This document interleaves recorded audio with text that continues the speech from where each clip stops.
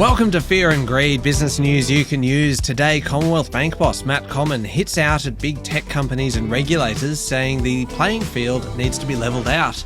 The Reserve Bank makes it clear that interest rates are on hold, and the ASX has its second worst day of the year. Plus, a user of an old Samsung model phone dies after not being able to reach 000, and personal insolvencies rise for the third year running. It is Wednesday, the 19th of November 2025. I'm Michael Thompson, and good morning, Sean Aylmer.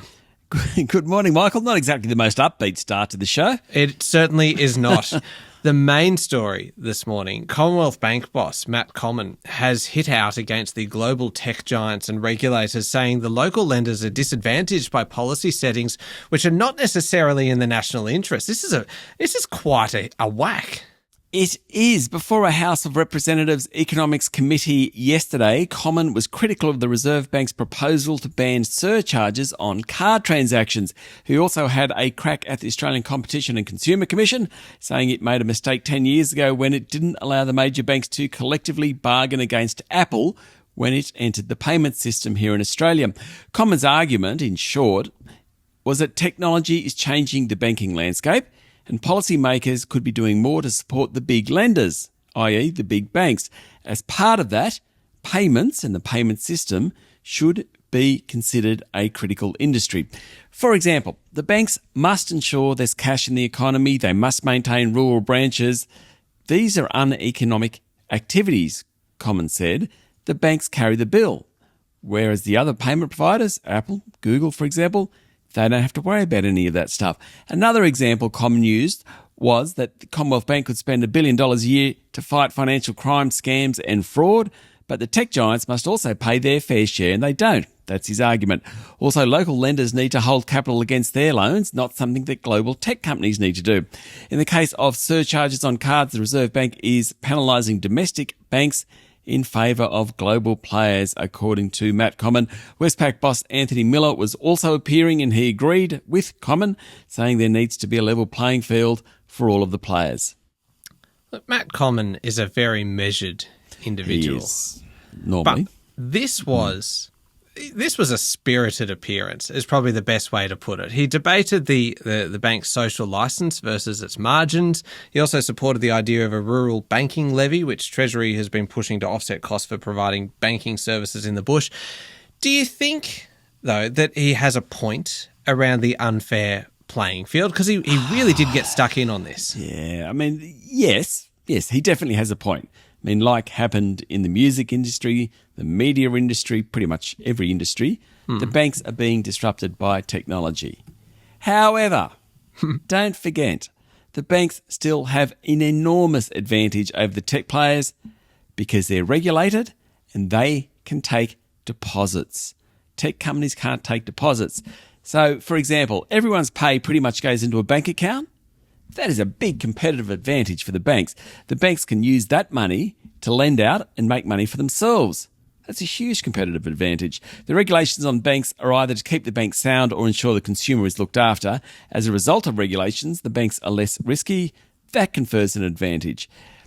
I mean, in all of this, I think the regulators like the Reserve Bank and APRA, the Australian Prudential Regulation Authority, need to get their head around what they want the system to look like. And in payments, the tech companies definitely have the advantage of being new players, technically more advanced, kind of able to provide services like Apple Pay, which is pretty seamless. However, the banks are allowed to take deposits, and that is a very, very cheap funding base. I like the fact that Matt Comyn got stuck in about this. I like the fact that we can have this debate and that we have someone who's willing to go in there and not hold back, have his say, but in the end, he's not the one that's going to make the call, though. Yes, I mean, Matt Comyn is by far the most senior banking executive. Just thinking through here, there's not many listed companies, CEOs, who probably holds more gravitas than Matt Comyn. I'd say he's probably the number one there. So it is good that he's out there and saying what he believes. I mean, there are certain things with all these guys, like the banking levy. He thinks that a banking levy for the bush is a good idea. Now, Commonwealth Bank would have more branches than anyone else in the bush, so it would actually offset their costs. So all these guys are always trying to work out shareholder returns at the end of the day. Yeah. But still, it's good to have the debate and the argument out there. Yeah, indeed. Now, the minutes of the Reserve Bank board meeting 2 weeks ago show that the central bank has no plans to cut rates unless inflation data shows fewer price pressures in the economy. The release of the minutes sent the local share market down 1.4% within minutes. The minutes sent the share market down within minutes. Beautiful. It was the second worst day of the year. The Reserve Bank minutes say September headline and underlying inflation readings were significantly higher than forecast, happened across a range of categories for which inflation is typically more persistent. And the money line, there could be a little more underlying inflationary pressure than previously assessed, according to the Reserve Bank. The bank also said the potential for a severe downside impact from US tariffs had subsided and that the local economy is set to hit its potential growth rate by the end of the year. The minutes support the view that another interest rate cut is certainly not assured. In fact, yesterday, Matt Comyn from Commonwealth Bank said he didn't think there would be a rate cut next year. Having said that, Westpac boss Anthony Miller reckons there's still 2 more in the offing. I think we need the record to show quite clearly just how pleased you were with yourself when you got that. It fell minutes after the minutes were released. The grin that you had just there, it was quite smug, actually. So the market tumbled in the minutes after the minutes. How did it finish up? Wasn't a good day. More than $60 billion was wiped off the bourse, and by the close, the S&P ASX 200 was down 1.9% to 8,469 points. About 85% of the top 200 ended lower in a session which was pretty horrible, as I mentioned, the second worst of the year, only after the session that followed Donald Trump announcing a raft of tariffs back in April. Commonwealth Bank down 2.6% to $153.22 a share. It means the ASX's largest company is now off 20% since its high in late June. That, as far as the Commonwealth Bank is concerned, is a bear market. All the banks were sold off, so too the big miners. BHP closed down nearly 4%. Not even the gold companies could avoid it. Serious selling of tech stocks. Technology One fell 17%. Drone Shield, WiseTech Global, Zipco, Xero, all much, much lower. The only companies to really escape the carnage yesterday tended to be the stable, less volatile companies. So road toll operator Transurban outperformed, so too Coal, Sigma Healthcare, ResMed, CSL. I'm not sure whether we say CSL's a safe company anymore, No. But those stable companies did best. Okay. It's not just the local market, though, is it? Because Wall Street's been falling ahead of the all-important NVIDIA's earnings announcement, which we will get tomorrow morning Australian time. Exactly. The S&P 500 pushed back below 6,700 points. It's been trending down, mostly on the back of tech stocks. NVIDIA's result is critical. Now, NVIDIA makes the chips that power the AI boom. Investors want to know how many chips NVIDIA are going to sell over the next few years to get some evidence that the AI boom is real. The result comes out about 8 a.m. tomorrow morning, Australian Eastern Summer Time. Okay. While we are talking tech stocks and the market tumble, you're speaking today for Fear and Greed Q&A with Roger Montgomery from Montgomery Investment Management. Yes, I spoke to him about what happened yesterday, the 2% fall, what's going on with tech stocks. And as always, Roger gave a very considered answer. He's not a fan of equities at the moment, shall we say that? Okay, we'll have a listen to that one. It's coming up after the show, so stick around. We'll be back in a moment with the rest of the day's business news.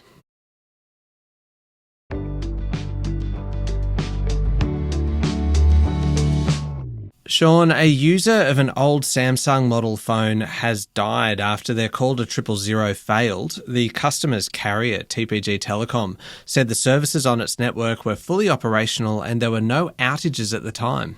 The telco regulator, the Australian Communications and Media Authority, said it's investigating whether TPG breached any of its obligations. TPG said it had already notified users of older Samsung models that they need to update software to continue being able to make emergency calls, and it released the information about the customer yesterday for transparency reasons. Now, in late October, customers with out-of-date phones were given 28 to 35 days to replace handsets or update software, or their service would be cut off. Monday's death came before that period had elapsed. Of course, it comes after 3 deaths were linked to an outage of 000 on Optus's network back in September. The number of personal insolvencies has risen for the third year in a row. The cost of living crisis is clearly hurting households. It is hurting small businesses too. That's right. Australia recorded 12,257 personal insolvencies last financial year, up about 5%, according to the Australian Financial Security Authority. Volumes remain below pre-COVID-19 levels, but the trend, Michael, is not our friend. Too much debt was the main reason cited for entering insolvency. That was about 37% of people, followed by unemployment and business failures. Nearly half of all debtors owe less than $50,000. It doesn't seem like a lot. A lot of people with small amounts of debt going into insolvency. Nearly half of all new debtors had buy now, pay later debts. And among debtors aged 29 or younger, that figure was almost 2/3. Oh, wow. Now, one of the best performing, we talked a lot about the market earlier, Sean. One of the best performing yesterday was building materials group James Hardie, which hasn't had a good time recently, which is probably putting it quite nicely. But it actually closed up 10% yesterday after upgrading its full year sales and earnings guidance.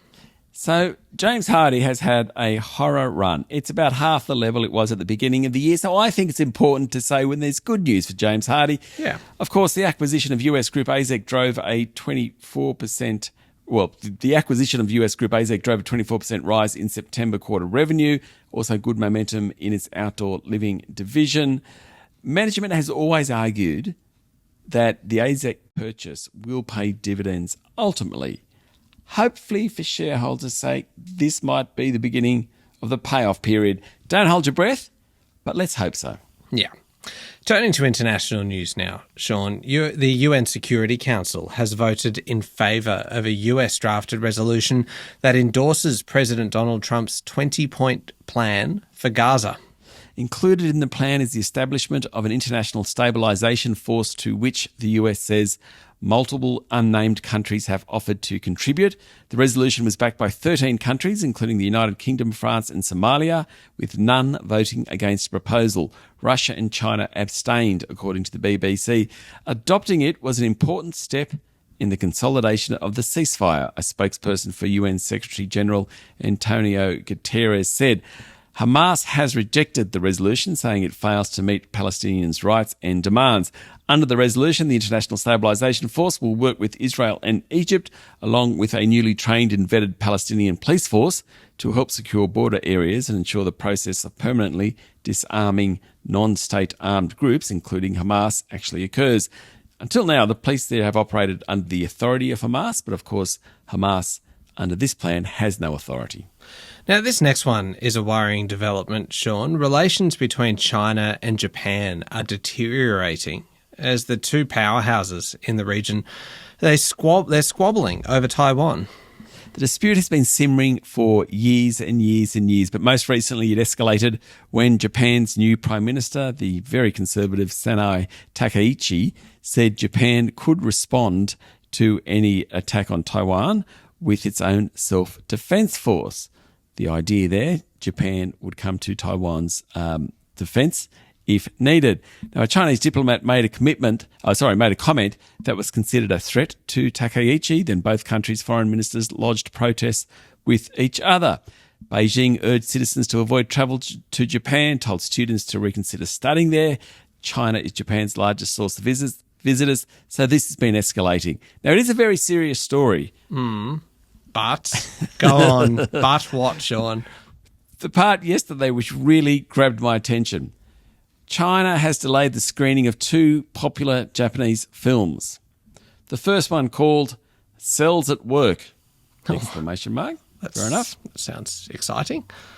The second one, Crayon Shin-chan the Movie, Super Hot, the Spicy Kasukabe Dancers. That one I kind of want to see. It's got the lot, right? That feels like a marketing committee has named that one. Just getting as many buzzwords as they can into one title. Super hot, spicy Kasukabe. Oh, fantastic. I want to see that one. Oh, let's do it together. Up next, Sean, Fear and Greed Q&A. Roger Montgomery from Montgomery Investment Management, a must-listen for investors today. It is coming up in the Fear and Greed playlist on your podcast platform or at fearandgreed.com.au. fearandgreed.com.au, which is where you also sign up for the Fear and Greed Daily newsletter, which is out every morning by 6 a.m. I'll put a link in today's show notes. It also features an editorial. Sean, what are you teeing off on today? On Matt Comyn and the Commonwealth Bank, actually, and Excellent. whether or not he has a point. Ooh, okay, excellent. So that link is in today's show notes. All you need to do is pop your email address in and away you go. Thank you very much, Sean. Thank you, Michael. It's Wednesday, the 19th of November, 2025. Make sure you're following the podcast and please join us online on LinkedIn, Instagram, X, TikTok and Facebook. I'm Michael Thompson and that was Fear and Greed. Have a great day.